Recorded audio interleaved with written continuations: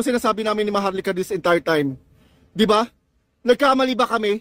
Addict talaga yung si Bongbong Marcos at saka si Lisa Marcos. Nagdodroga yan. Pumupunta yan dito sa Amerika para sumali sa sex den. Pumapasok yan sa mga sex den. Nagsasalitan yan ng partners dito. Nako, nakakadiri yung presidente nyo sa Pilipinas. Meron pa nga akong audio na tinitira yan sa puwet si Bongbong Marcos. Nakakadiri, nakakahiya, nakakasuka. Diyos ko, Lord. Yan ang sinasabi namin this entire time kami ni Maharlika. Hindi kami nagkakamali. Hindi kami fake news. Ilang beses namin sinasabi yan. Ngayon, ano pa bang kailangan nyo mangyari? Kapatid na mismo ang nagsabi na addict yan.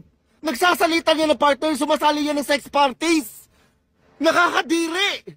Mag-asawa ang tatandaan nyo na po.